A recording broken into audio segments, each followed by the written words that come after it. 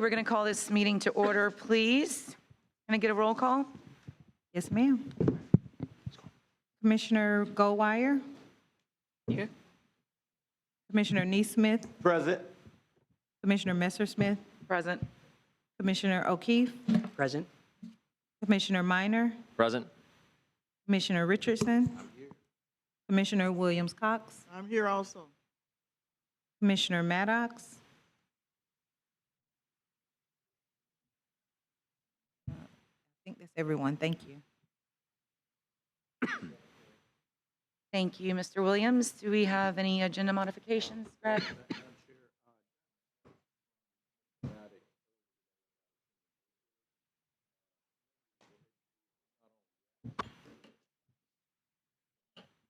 He's apparently not on yet, so if you want to go ahead and have a motion and a vote to allow him to do that once he gets on. Madam, second. Any discussion? Hearing none, that's fine. Number 2, agenda modifications. Yes, ma'am, just one. We'll actually be pulling the CRTP contract extension for today. Going over with Thornton this morning, there's a couple of things we need to correct in there. We'll bring that back to you probably at the executive committee in August, and then to the full board. That's all I had. Do you want to vote on that, or you're fine moving into? We can just. Okay. Any public comment? Had no one signed up. Moving to number 4, consent agenda. A, meetings of the May 21st CRTPA meeting. Ma'am, I move consent. Have a motion and a second. All in favor? Aye. Now we're going to move into A. Want a separate motion to approve the minutes, Greg? No, you did. the one. Okay, perfect. Consent items pulled for discussion. We already did that. We're going to move right on into 6. Roll call vote agenda items. Yes, ma'am. Over to you. I'd like to introduce Suzanne Lex for what will be the Suzanne Lex show today. Everything on the agenda is pretty much Suzanne. So first up is our fiscal year 25 to 29 Transportation Improvement Program. And as the agenda states, these first 2 items will be roll call votes. Good afternoon, Chair and board members. Thank you for this opportunity to present, which we do every year, the Transportation Improvement Program and the Project Priority List, the PPLs. As a part of this annual process, last year you adopted the 25 to 29 PPLs. We gave them to FDOT, we coordinated with them, and those are the projects that you find funded in this current year's TIP. Following an agenda item 7A will be the PPLs that we'll provide to FDOT for next year's development of the TIP. It is a 5-year document, includes multimodal, all the projects. Fiscally constrained, must be enough revenue as there is expenditures. It includes federal, state, and local funds, and then it funds local and regional priorities. The PPLs are the listing of our project priorities, again, for all modes, and we develop them in cooperation with our local government partners and with FDOT. Public meetings were held for the TIP and the PPLs, again, to educate the public about who we are first, what the PPLs and the TIP documents are. We encouraged engagement by the public. Again, it's very difficult. These materials, as Greg Burke would like to say, are not very sexy. And then finally, we include the comments or remarks that we receive as part of the agenda item. The public meetings were noticed in all the newspapers, the local newspapers, and in Gadsden County, I actually noticed it both in Quincy and in the Havana paper. Posted on the Facebook page, was distributed to the local government representatives, and advertised on the CRTPA website, and as well as distributed to our interested parties list. Wakulla County, one of the meetings was held in person there. We are required annually to hold one in-person meeting in one of the rural counties under the current public involvement plan. We met from 4 to 7 down at the Wakulla County Library and had a really good turnout of both Wakulla County staff and some citizens who, again, expressed their concerns for Crawfordville Road, the lack of progress on the widening of Crawfordville Road, and also the need to finish Crawfordville Road completely from Wakulla Aaron all the way through Leon County. We held a meeting at the Renaissance Building. I was trying to see if I could get any walk-in traffic. I put notices downstairs where the electric company was. I put notices up on the second floor where the contractors come in for permits. Unfortunately, I only had one person stop in and ask some questions. And then we held a virtual meeting as well. So the public have additional opportunities to comment other than just the meetings. They can comment online. They can use the Contact Us form on our website. And they could write us or call us. The comments, as I said, we did receive the expressed concern for Crawfordville Road, both the need to complete it and the need to complete the current project. So in the TIP, when we adopt the TIP, we fulfill both state and federal requirements to have coordinated transportation projects consistent with local and regional priorities. As I said, every year we do this, and it also, resources allocated in the TIP are for all types of projects for capital, maintenance, operation, as well as planning. It schedules the improvements by phase and available funding to those specific projects and phases. It's consistent with our long-range transportation plan. And lastly, it demonstrates that the projects are financially feasible. It's fiscally constrained. So in this year's TIP, as every year, we have different sections for each type of project. To note that Section B, Bike Ped, it includes our bicycle pedestrian priorities as well as our regional trail priorities. So even though we give them two separate PPLs, those projects are consolidated into the one Section B. Just some highlights of the TIP by numbers. So this year we have a very robust work program, $682 million. Of that, $101 million is just the Capitol Circle widening project. There is funding for resurfacing in all the counties, bridge work in all the counties, and of course the maintenance and operation in all the counties. Airport improvements in the current TIP total $20.7 million. Now that is for Tallahassee International Airport as well as the Quincy Regional Airport, and it includes the local funds as well that are used, the matching funds for the FAA grants in Leon County. It funds capacity, preservation, operational, and safety. One of the big projects right now that's underway at Tallahassee International Airport is the international processing facility. So they have expanded to accommodate that, also to accommodate oh my gosh, I just forgot, I just lost my train of thought, so I'll move on. To accommodate the facilities as well as 200, they estimate about 200 passengers a day that they could process from international flights. The Bike Ped projects, we have 3 of these, which were fully funded in this current TIP. The Old St. Augustine Road Sidewalk Project, Paul Russell Road Sidewalk Project, and the North Monroe Street Sidewalk Project. The funding used to support these projects is a mix. So the SU funding listed first is the CRTPA's urban attributable funding. So that funding is put to our priorities. Further down, when we get into the capacity projects, there's also SU funding that has been put on the capacity projects. So again, we say these are our priorities.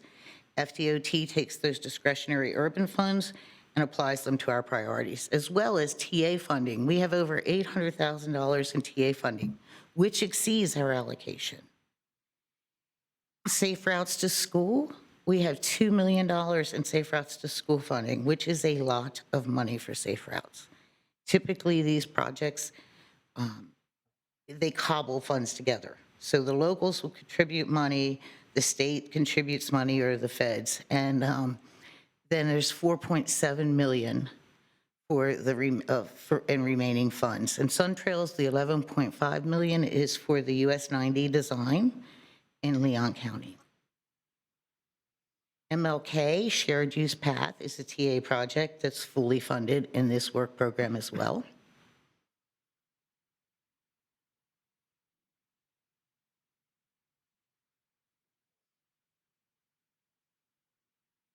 There we go. Thank you. In bridge projects, there's almost $60 million in bridge repairs. FDOT, again, funds those bridge repairs and oversees those projects. In Gadsden County right now, there is 34 million, and that includes the replacement of 2 big bridges for them. And in total, it is spread again each year around through all 4 counties. And again, it depends on what the need is.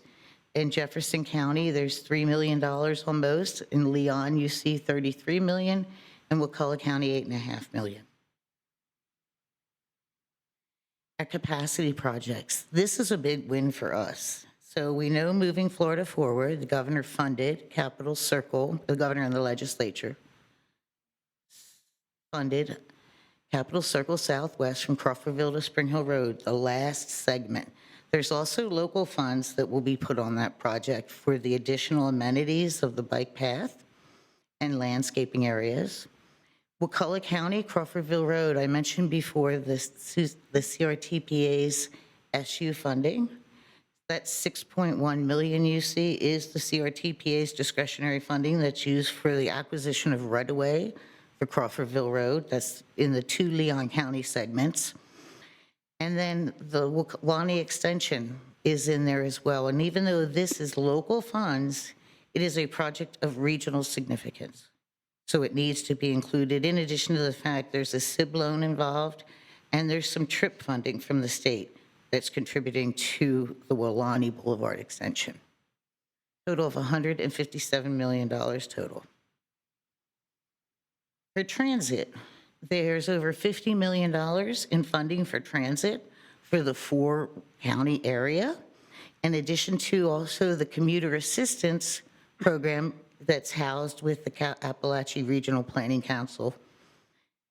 These are important services from Ride On, Star Metro, Wakulla County Transportation Disadvantage, and the Big Bend Transportation Disadvantage.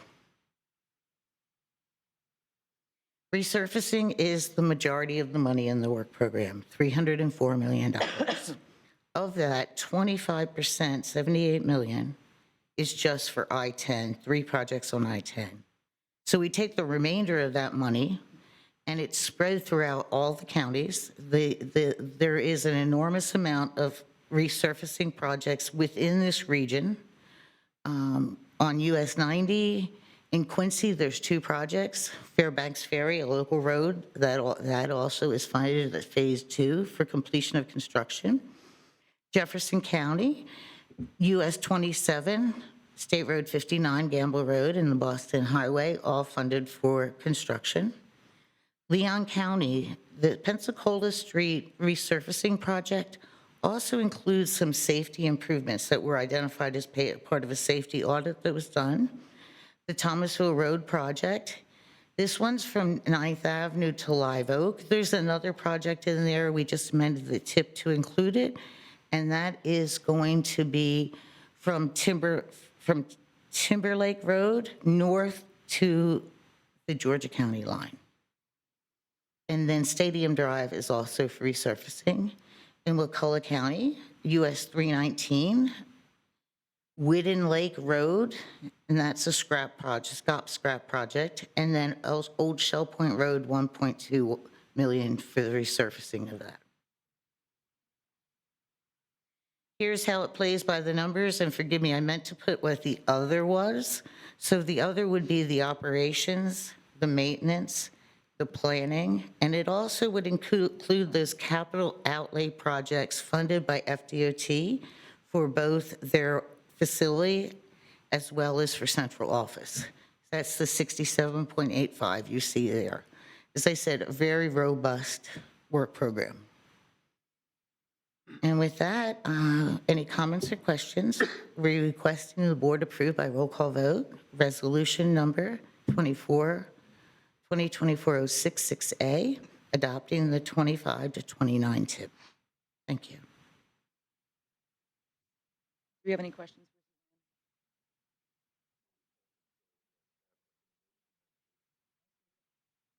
Second, any discussion? Yes, Madam Chair. I see that card up. Yes, Go ma'am. ahead. Thank you, Madam Chair. Just for clarification, I saw the Gaston County, the 125 million. I just need some clarity on that. You had Gaston County, and there was a number, that was 12.5 million.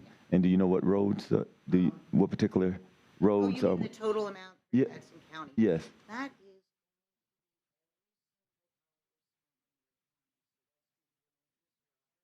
yes. Suzanne. I'm sorry, you're resurfacing your bridge, it's all of your products. Okay. I'm sorry, all your projects, but I can give you the listing of those if you would like. It's Yes. as easy as just pulling them out. Okay, I would appreciate that. No worries, I'll get you your own copy of the Gaston County tip. Yes, all If right. anybody else would like one, it's not a problem. I can do it for Leon County, Wakulla County, Jefferson. Thank you, Madam Chair. Okay. You're welcome. That'd be lovely. I'm going to come back to you, or were you just saying that you wanted a copy? Okay. Commissioner Minor. Thank you, Madam Chair. I've got some comments for the next agenda item on some of the other things that we talked about here today, just at this point. But just on page 2 in the agenda packet, there's the link to the actual tip draft, which is not a direct link. Just wanted to, just going forward, we need to make sure that that link is a direct link to the document itself. I actually had to play with it quite a bit to actually get to the document. And if I was doing that, I'm sure some citizens probably couldn't find it. But other than that, a lot of good news. The resurfacing project, I mean, the capacity, the airport stuff, a lot of great stuff in this tip. Very happy to support. Thank you, Madam Chair. Welcome. Yes, sir. I just wanted to comment on funding, particularly for Star Metro and converting our bus fleet to electric, and infrastructure improvements that will be made to our Appleyard facility to accommodate that. Of course, as you all, some of you may know, don't, we have completed our clean energy plan, and our goal is to be carbon neutral by the year 2050. We're anticipating an earlier date, but that's our drop dead date, if you will. And this helps us to further that goal by changing our bus fleet from diesel to electric. And so the funding that we have for that certainly is welcomed. And we look forward to those projects coming on board as quickly as possible. Thank you, Madam Chair. Greg, you want to take these in? Yes, ma'am, we do. We'll need one on the All right, so TIP. let's go with a fiscal year vote on the tip. Have a motion to second. Any more discussion? All in favor? Commissioner Goldwire, Commissioner Mr. Smith, Yes. Commissioner Neesmith, Yes. Commissioner O'Keefe, Yes. Commissioner Minor, Yes. Commissioner Matlow, Yes. Commissioner Richardson, Yes. Commissioner Williams-Cox, Yes. and Commissioner Maddox.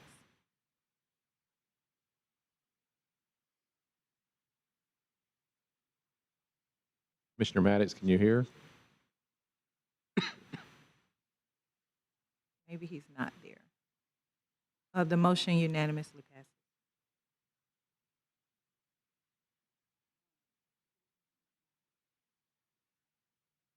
Oh, I'm sorry. Commissioner Matlow? Oh, okay. The motion unanimously passes. All right, we're going to move right into B, return to you. Thank you very much. So we just adopted our new tip effective July 1. But we still have the old tip in place, so the 24 to 28. And we have a request for 3 amendments to the Transportation Improvement Program. 2 were made from Star Metro to include the funding that Commissioner Richardson had just mentioned for their low or no emission program, and also for some capital improvements that support that program. This money needs to be shown in the CRTPA tip in order to receive authorization from the FTA. So we put this in there as an informational item. The funds for the first project will replace 8 buses, 4 35 feet, and 40 feet buses with battery electric buses. And then the second part of the award will be used for capital improvements for the construction and installation of Phase 1 of the charging infrastructure at Appleyard, and also for funding for workforce development. That's a mandatory part of that grant, that 5% of it be spent on training and workforce funding. And the last project that we're amending into the current tip is the Pensacola Street State Road 366 resurfacing project. This project is in the new tip. It needs to be in the old tip because FDOT is going to seek authorization in July. So for the purposes of federal authorization, they will look to our 24 to 28 tip, which they consider to be in effect till September 30th. They'll then also look at our 25 to 29 tip. It's consistent in both, and it can be authorized by the feds. So again, these pages in the tip, just to provide the description about these projects so the public understands why they're in there and what they're for. And then here, this is the final project for the resurfacing of the 14.4 million. And we're requesting you approve by roll call vote, resolution number 2024-066B, amending the current 24 to 28 tip. Thank you. Any questions? I'll take it at this time. Chair, I would Commissioner Reiner has a question for Suzanne. Oh, I was going ahead and move adoption. Okay, But I did have a couple comments, Madam Chair. I got it. Just to reiterate what Commissioner Richardson had said about the Star Metro investment, that's $20 million from the federal government, the FTA, and $4 million from the City of Tallahassee as matching funds. You know, I don't know how it is in Wakulla and Jefferson and Gadsden, but in Leon County, you know, the City Commission and the County Commission get all the attention. But this is one of those examples where the CRTPA should get a lot of good coverage of this. The fact that, you know, the CRTPA is working with the City of Tallahassee to bring in federal government funds to transition more quickly to electric vehicles for our buses. That's big news, $20 million. And that should really get some attention. And so I want to thank CRTPA staff and everyone here for helping to make that happen. This is a big deal. When I was working at the city in 2014, we were talking about, it was just the beginnings of trying to replace diesel with electric buses. And we were talking about 1 or 2 buses from Proterra, which at that time was a big risk. You know, is this an investment that's worth you know, what we're going to put into it? It turned out to be a good investment, and it's just great to really see this. So congratulations to the City of Tallahassee for their work on this. And then regarding Pensacola Street, at the last County Commission meeting, Leon County Commission meeting, we were talking about how the Pensacola Street area needs a lot of attention. In fact, there are some private sector folks that have expressed some of their concerns about whether or not they want to invest in that part of town. This resurfacing project comes at a perfect time because it shows those private investors that area of Tallahassee is worth investing in, and that we need to do what we can to help improve that area for so many of the college students that live in that area, as well as others who live in that part of town. So this is very important. Is it going to fix all the issues? No. But when private investors see public money coming in and investing, even in something as resurfacing, it matters. And so I want to make sure we point that out, that this is money coming to Pensacola Street at a very opportune time. Thank you, Madam Chair. I wanted to mention, on that same project, if you recall, District 3 did an extensive safety analysis and roadway safety audit on this a couple of years ago. So in addition to the resurfacing, there is an extensive amount of safety improvements related to a lot of the pedestrian fatalities we've had in that corridor over the last few years. I think they include signalized crossings, I think some medians and other places. So there is an extensive amount of safety improvements that'll be included as part of this project. Yes, sir. I got ahead of myself. That's okay. Talked about You're just the, so excited. I was very I excited. know it.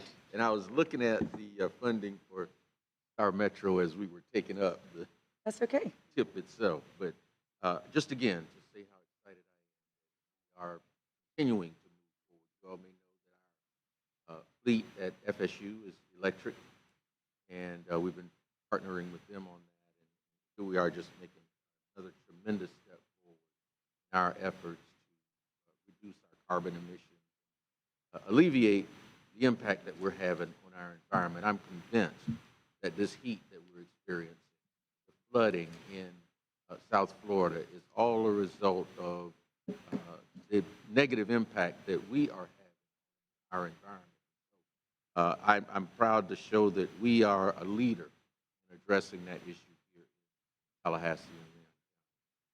This is just one step towards accomplishing that. Thank you, Madam Chair. You're welcome. One more follow-up if I could. All the credit for the work to get these grants go to Andrea and the Star Metro staff. She's actually hiding in the back for some reason today, but they put in all the work for that. And Madam Chair, I wasn't going to say that exactly, but I was going to say that we're accustomed to getting money because Star Metro is constantly applying for grants, and because you must know that we can't run Star Metro off for ridership. But fortunately, and when Commissioner Minor starts saying you don't know how you do it in Wakulla and Gadsden, we don't have public transportation in Wakulla and Gadsden. But I knew where you were going. But nevertheless, Oh, wait a minute. Go ahead.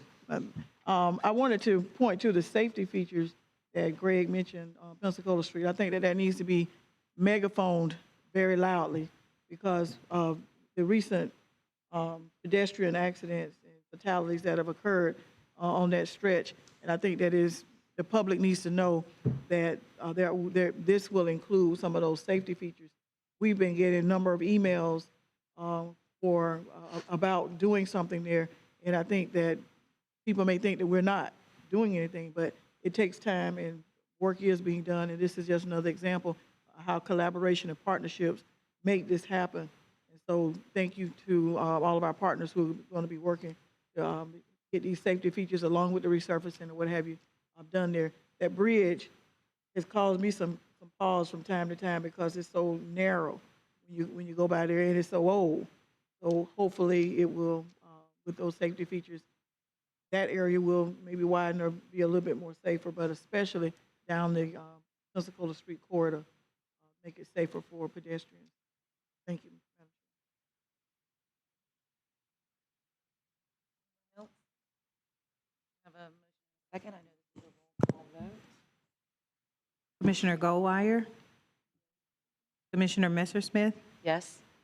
Commissioner Neesmith, Yes. Commissioner O'Keefe, Yes. Commissioner Minor, Yes. Commissioner Matlow, Commissioner Richardson, Yes? Commissioner Williams-Cox, Yes. and Commissioner Maddox.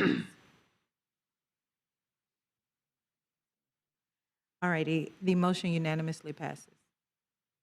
And you. Commissioner Maddox did text me a yes on the last vote. Okay. Technically, I don't know if that works, but he wanted to register as a yes. And thank you, Commissioner Minor, for your comments regarding ease of access to our information and documents. We'll definitely go back and fix that. And Commissioner Richardson, I thought you were just queuing me up for my next item. Okay, so thank you. I appreciate it from all of you. Susan, All right, quick, just go ahead. Commissioner Maddox was a yes on the last. Okay, thank you. Also, there is a PD&E underway by FDOT on Pensacola Street at this time. So again, that's another investment in this corridor that they're looking for future capacity. And we know, again, that's quite a while off, so we're glad they're making interim improvements. But again, there is commitment to and there is recognition that this corridor needs improvements. Thank you. Madam Chair, on that point, Pensacola goes beyond stadium, so I think we want to make sure that we talk about what segment of Pensacola, because Pensacola comes down by the, where is it? It comes, yeah, Civic Center. So we're talking about to Stadium Drive, correct? I'll have to, I know the beginning limits are actually Capitol Circle, and I will have to look online to confirm the termini of that. For the project development environment study, it's from Capitol Circle to Apple Yard. It's the 2-lane portion now. Okay. Once you get to Apple Yard, east of that, it's 4-lane. And then, just for clarification, the work that we talked about on the resurfacing, all the activity is on the state portion of the capacity section does include the bridge. Okay, so it didn't come down quite as far as I thought it was coming, but, okay, we will appreciate that part. We'll take it from there. Thank you. Next, else? Any other moving on. Suzanne? Gonna go to number 7? Thank you very much. Still Suzanne. Still Suzanne? All right, our project priority lists. So again, we do this every year, and next year at this time, I will be presenting you the 26 to 30 tip. And again, hopefully, we will see more of our projects funded in there as well. Every year, we adopt project priority lists. We're required to do so by Florida statutes. We submit them to FDOT. We actually submit them much earlier than October 1st. We'll give them to them next week. The project priority lists, to back up a bit, we said the regional mobility plan is the foundation for a lot of the projects we see. Those projects from the regional mobility plan become the project priorities, which then again become the transportation improvement program. They're approved annually. They identify projects or project phases that are not fully funded. They're developed in coordination with our partners. So our airport, Star Metro, FDOT, local governments all provide information on the priorities and the project costs. Again, these are presented in by mode, and as I mentioned earlier, the bike ped and the regional trails is split out. The regional trails recognizes those projects that are on the SunTrails network. Aviation, transit, the ITS for the Transportation Management Center, and then systems management and safety projects.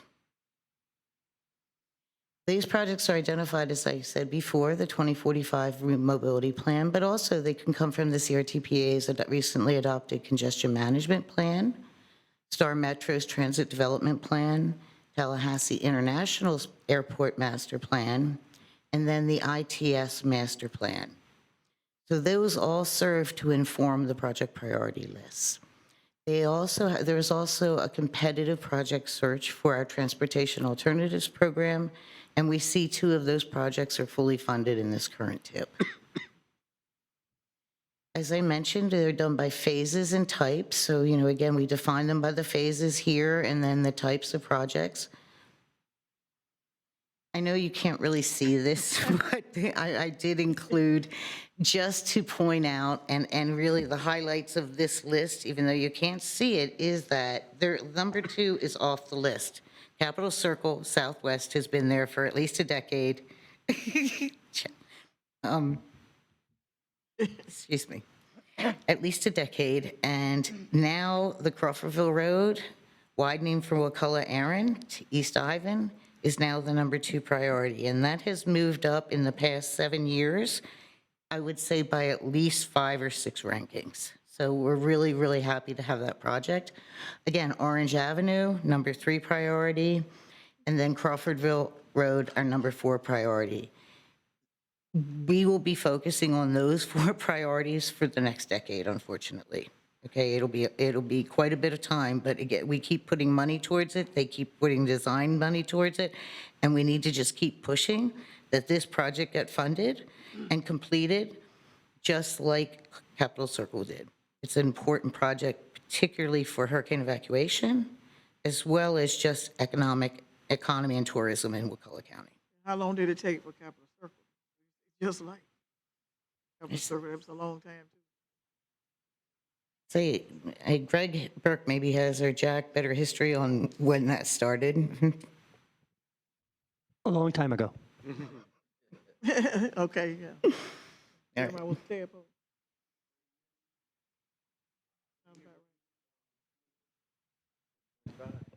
30 years at least from Mahan Drive. That started as a matching program from the state, starting in 1996, I believe. So it's been about 30 years just to get it from Mahan Drive down to where it's been widened. Let's hope this one goes a little bit faster. Yes, let's hope. The bike ped projects, actually, I think I hit too quick. The bike ped projects, I put this up again to show then one of them got caught off, which is the Old St. Augustine project, the North Monroe Street sidewalk project, and Greg Burke helped me with the other bike ped project that's fully funded. St. Augustine. The TA project? Yes, sir. Yeah, Sorry. as Jack said, Paul Russell Road from Paul Russell Road. Appalachia down to Monday.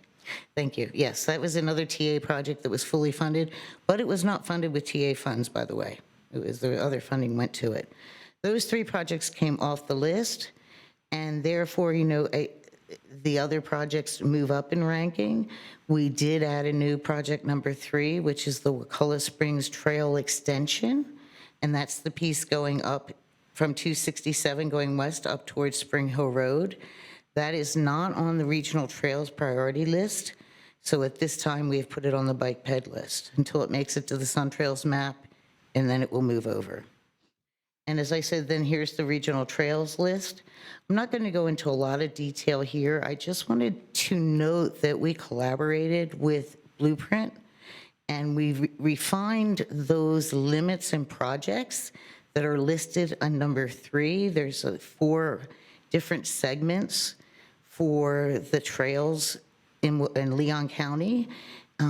Greg has restructured it just to name these as Leon County Central, or I'm sorry, Capital City Trail Central, and then we have the Capital City West and the Capital City East. So after adoption today, I'll transmit these to FDOT. We will meet with them. Let me see for the tip. It will then go to the governor for final approval. The PPLs, we will transmit them to the district secretary, and then we will meet with them sometime this summer to talk about programming our priority projects. Any comments or questions?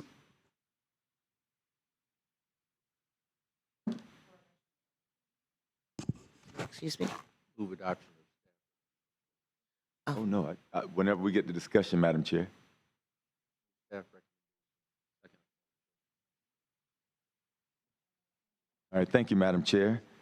I just, again, for clarification, did Gaston submit any projects that just did not meet receive the level of whatever support that it needed to get on the list, or were there just none submitted, Greg? I don't believe this Gaston County submitted any projects for the TA program. Correct, they did not. Okay. All right, thank you. Thank you, Madam Chair.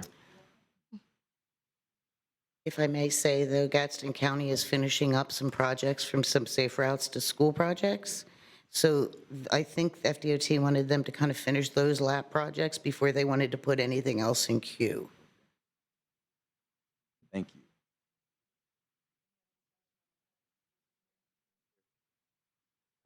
Wanted to ask staff to continue, and if you all would continue to champion funding for Orange Avenue. That's been a top priority, and it seems like the traffic is not getting any less; it's getting more along that corridor. And I'm glad to see it's at number 3. I'd love to keep it there at least. But certainly if you all would just continue to champion funding for that, the entire corridor. Yeah, and I think Greg and I spoke about really trying to focus and push that piece that's currently under design and really maybe highlight that as the priority we want to move forward. Sure. So we will be revisiting that next year as well. Okay, and that's the road. Cypress Lake. Yeah. Yes. Yeah. Attorney Smith? Oh. Nothing? No, I asked my question earlier. Okay. Thank you, Madam Chair. Commissioner Minor, was that yes or no? Well, thank you, Madam Chair. You're Just, welcome. is related to what Commissioner Richardson just said. I mean, in terms of, does it help us to actually break up these segments in our list of priorities? Or is it better to keep them all, these 3 segments together as part of number 3? We had an extensive discussion last week at staff about that. I think probably next year, we may look to break Orange Avenue up a little bit.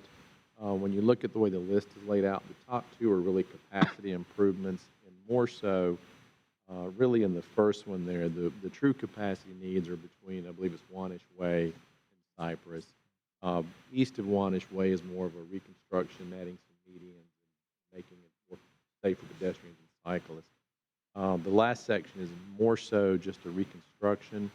So next year, we may look to restructure these a little bit. In all honesty, I don't think at this point it's going to make that big of a difference because the amounts of money we're looking at here for these, we're well over 100 and probably 25 million just to finish that first segment. But in response to your question, yes, we have talked about that, and you may see a little bit of restructuring next year. That's good. Thank you, Madam Chair. You're welcome. Go Madam ahead. Chair, just a quick question for Greg. We, and I don't, you can explain to me why, but all along, that corridor has been described as being from Monroe to Cypress. But you just said Wanish to Cypress, which makes sense because Althea Gibson Monroe Way. to Wanish already done. Althea and I- Gibson Way. Althea Gibson Way. Well, thank you. The Althea Gibson. No way, right? Commissioner, if you recall, I'm sorry, go ahead. So is there any kind of difference? I don't believe so. I mean, the bulk of, when you look at the estimates, it's $35 million for right-of-way. That's going to be on the section from Althea Gibson Way Yeah. to Cypress Creek. That's where we lack the right-of-way. I think, at that point, what that roadway would look like, if you recall, it's a divided 4-lane with a multi-use path and sidewalk on one side, no bike lanes. You'd want to continue that back to the east as well, and you could definitely do some aesthetic improvements on the roadway itself, because right now it's just a 5-lane segment. So I think it would make sense to go ahead. And I don't think that would necessarily, in the grand scheme of things, slow the other pieces of it up. I think it's probably good to have one cohesive type of segment from Monroe all the way to Cypress.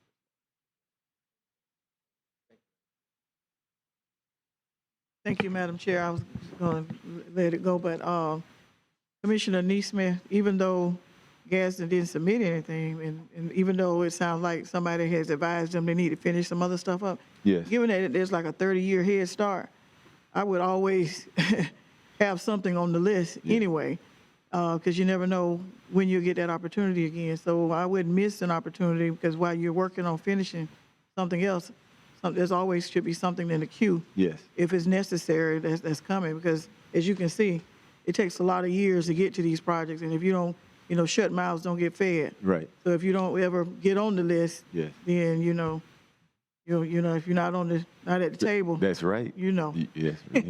You on the menu. That's right. Yes, ma'am. Thank you, madam. Okay. Thank you, Madam Chair. You're so welcome. All right, any more discussion? All in favor? No roll call vote. No, ma'am. Aye. Aye. Aye. Passed unanimously. Back to you. Thank you very much. And this is the last agenda item. I'm not going to, I'm sorry, The what? final act. My last agenda item. Hopefully. Thank you, Greg. I'm not going to take too much time on it because I did go through an overview of it last month for you. This is the Public Involvement Plan Major Update. Again, we're required to do this by federal law, It mandates that we have a 45-day comment period, which actually closed yesterday. This is a major update. This was the schedule we followed. We received one comment that was related to the processes of project evaluation and environmental assessment. And we explained to the gentleman that that is detailed in our UPWP, in our work program, so that if it's a feasibility study, we'll include those type of activities under the task, and encouraged him to go look at our upcoming UPWP for comment. As I said before, trying to streamline it, try and put all the information on one page that's related, whether it be to the board, the committees, or the types of meetings. We looked at our engagement strategies and techniques. We're going to do a further evaluation and update to that section. And I've also coordinated with the FHWA Title VI representative. He was not available to assist for a majority of the time this public comment period was open. And I let him know that we're going to be coming back to him in July, and we're going to sit down and work with him very closely and make sure all of our updated Title VI civil rights information is current. The goals to inform, involve, and engage, collaborate, and then finally to evaluate how well are we doing. And of course, our outcomes are always more participation, trying to find ways to reach traditionally underserved people, coordinating with our partners, be it local or state, and then continuously reviewing the effectiveness of our processes. So once approved, it'll be reformatted and graphics added. As I said, we're going to collaborate with FHWA, add additional strategies and information, evaluation forms, and all supplemental materials. And we'll bring that to you following another 45-day public comment period sometime in the fall. And with that, I'm looking for board action of approval. Thank you. Second, or you have a question for I Suzanne? can wait for the motion. Like, I moved acceptance. Motion is second. Yes, ma'am. And question, in the public involvement plan, how do we get to the 18 to 35-year-olds, the 35 to 40-year-olds? Because I'm just thinking that what I've seen has been individuals who are either involved in some other community group or someone's coming down their street to do something that they don't like. So how do we get to that group that's, maybe more transitory? That's a good question, and I plan to do some peer review as well this summer. I think transportation is so slow-moving that it's hard to keep anybody engaged for a period of time because, again, we look at the longevity of these projects. And even when we have really good projects that serve the needs of the community, such as sidewalk and safety improvements, it's still hard to pique their interest in this. So I don't have an answer for that. I'm sorry. Social media, Yeah. technology, and those kinds of things? Because, attention, all of our attention. One of the things, I don't have it with me, but again, one of the things will be mobile first. We're really going to look to make sure that all of our engagement can be done through your phone. And that's one way I think we're going to reach a number of various populations, be it the underserved, be it the younger, between, teenagers on up to, 40s, 50s. So those are the strategies and the kind of robust information I want to add to it now. Because I bet if college students were, especially students that use Pensacola Street, if they were aware of some of the things that are coming down the pike, they would participate more because they interact with Pensacola Street or those streets in that area more if they were aware. Although they may be gone from college by the time it occurs, but at least they will have some input on the front end for developing a robust project plan. Just food for thought. Follow up Thank you. on that. We've actually had conversations with a couple of companies that specialize involvement. So we may come back to you in the future to look to bring somebody on board to help us with that. It's, you know, it's no longer have a meeting somewhere, send out some letters, and get those people to show up. It's much more difficult these days. There's so many things. But there are a lot of companies out there that specialize in this, and we've had conversations with a couple of them. You may see something when we roll back around with the budget in September to possibly. Thank you. Thank you, Greg. Any more questions or discussion? All in favor? Aye. Aye. Going to move on to number 8, Mr. Falk. Thank you, Madam Chair. The department has one project we'd like to provide an update to the CRTPA board about. This is an upcoming resurfacing project on State Road 61/State Road 363. That's a segment of Crawfordville Road, then it transitions into Adams, and then as it approaches Gaines, it turns into Bruno and Duval Street. We'll be resurfacing the entirety of that segment. In addition to that, we'll also be resurfacing the St. Mark's Trail from the limits of Ridge Road to Bragg Drive. That's at about 60% design plans. We should finalize those probably late fall, early winter of this year. It's currently scheduled to land in May of 2026, and it has a $10 million construction estimate. We will have a virtual project update. As Greg just mentioned, we have trending away from holding meetings where we expect people to actually come and show up. What we do, we put the information out there on the department's website. People can come and look, download that information, and provide comments. That's much more effective. One of the more positive things that come through the COVID experience. But again, this segment is under design. The project update will begin on August 20th. We wanted to go ahead and give you a heads up prior to the summer break, but it is August 20th. It will be at our nwflroads.com website. That concludes the department's update. Thank you. Any questions for Bryant? Slay? Got a couple of things. Probably sometime this week or next week, we'll be starting the development of an application on Tennessee Street through the Safe Streets for All program that we submitted North Monroe under last month. This will actually be for a planning grant to look at some improvements we can make to that corridor. As you all know, we've had several pedestrian fatalities, especially towards the western end near Church Road, Eden Church Road. So we'll be looking to do that. The request will probably be for $1 million. We've been talking to the department about possibly providing the match to that, since there is a 20% local match, and we're having some conversation with them about that. We've recently completed the scope on the regional mobility plan update, so we'll probably be executing that contract in the next couple of weeks to get that kicked off. That's our 2050 regional mobility plan. And also, we did a pretty fun event a couple of weeks ago at the Walker Ford Center, did a helmet fitting, and thanks to Suzanne and Yolanda for setting that up. We passed out about 45 to 50 helmets to some smaller kids.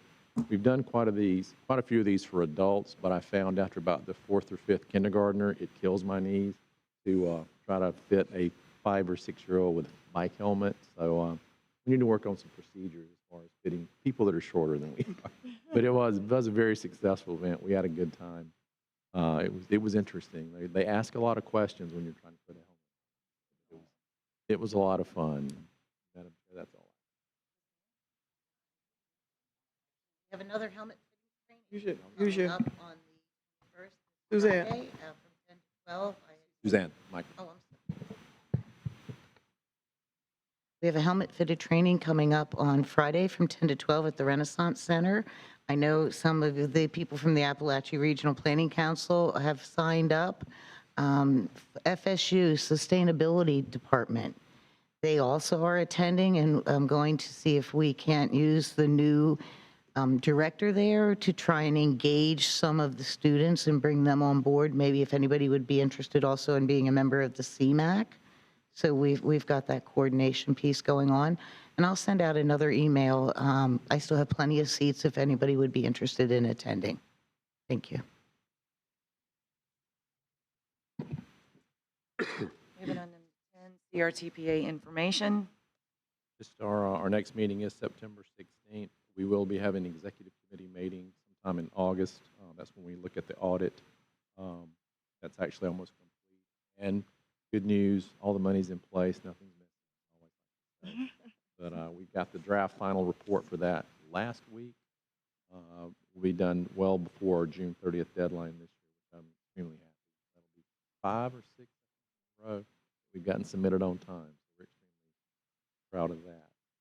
So that's now all I've got. Yep. Anybody from the board have anything to add to this meeting?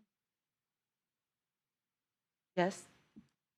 Madam Chair, I just would like to bring up to the group the fact that I'm a non-voting ex officio member of the CRTPA and was recently talking with some of the other directors of the Regional Planning Council, found out that they have MPO members as ex officio members on their RPC.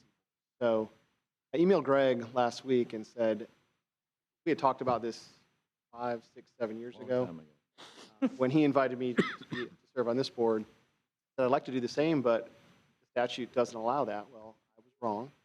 And after I went back and reviewed the statute, there is an opportunity for MPO to sit as an ex officio member on RPC. We have multiple commissioners that serve on the ARPC board, but we don't have representatives from the CRTPA. I'm throwing that out there. I'd love to have Greg. Need a motion for that? Horton or?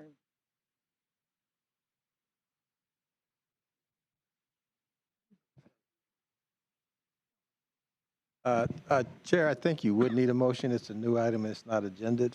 And in the meantime, I could look at the issue. It just got presented to me, so I don't have a definitive answer on whether it's appropriate. So it would not cause, since we've been doing it for 5 or 6 or 7 years, it'd be okay if we waited until the September 16th meeting? Is that what you're saying? Yes, ma'am. Do we need a motion on that? No, ma'am. Okay. All right. Does that sound good? Sounds good to me. Maybe he'll actually drive over to the meetings, unlike this person right here. He does that come to our can meetings. never seem to not get off of the screen, but I'm getting there. Every time I see you, it's the shame. Anyway, okay, let's see. Future meeting, nothing on that. Anybody else from the board? Let's see, we've covered all the things. She hasn't talked about trains yet, so I know that's coming. You've got an Orange Avenue. Anybody else have any outstanding?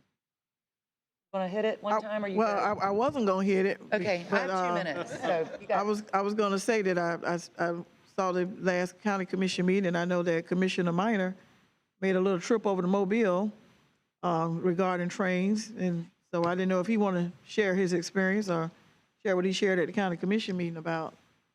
Madam Chair? Please do. Thank you very much. Commissioner Williams-Cox, thank you very much. I was going to probably bring it up at the next CRTPA meeting in September, but I can certainly do this now. So I went a couple weeks ago to visit the Southern Rail Commission in Mobile, Alabama, who were meeting at a public meeting at that time. And really good to actually be there face-to-face and meet some of the folks that are there. The 2 big takeaways, one is that they are very close to having the New Orleans to Mobile train route in operation. They've had some issues between the City of Mobile Council and the state of Alabama trying to figure out who's going to pay for $3 million worth of train station upgrades, Mobile, whether it's state or local. So it looks like, however, they're going to work that out, which would then fund the upgrades to the train station. But short answer is that it looks like that route is going to be operational sometime within the next year, which is terrific. Once that route becomes operational, you're going to have trains coming to Mobile, Alabama, just miles away from the Florida state line, which will be very helpful in emphasizing the need for rail to go through North Florida. That's one thing. The other thing is that there's a route going from Baton Rouge to New Orleans within the state of Louisiana that is also moving forward very quickly too. The big takeaway I got from this was that there are big arguments toward having Florida join the SRC because being a member of a multi-state regional organization created by Congress in 1985, I believe, helps us in terms of getting federal funds to draw down and help us with rail restoration. I know I know state of Florida often thinks, well, we can just ask for that money for ourselves. And that's true, and they do. We get a lot of federal funds for transportation into Florida, but I think there's a lot of benefit toward joining the Southern Rail Commission, created by Congress, and then asking Congress for appropriations for that. So stay tuned. I think in September I'll have more information about what we can do within the CRTPA and within the community and also around North Florida, but that's the update that I have right now. Good news in that the best news is that Mobile to New Orleans is going to happen soon, and when that does happen, I'd say the pressure on us as a state to bring rail through North Florida will be even stronger. Madam Chair. Thank you, Commissioner Minor. And along those same lines, we are hearing and we're seeing Brightline. I know it's private, but they're slowly making their way up. And I'm hoping that we're open. If a private entity wants to come and help us out, I want to make sure that we're ready to greet them with open arms if that should happen. Because as we work towards, going neutral, going carbon neutral, we need to get some of these cars off the road. Transportation by passenger train is one of the ways that we can get that done. Thank you. Done? All right. Do we need a motion to adjourn? Nope. I don't believe so. Nope. All right, we're adjourned. Agenda is exhausted.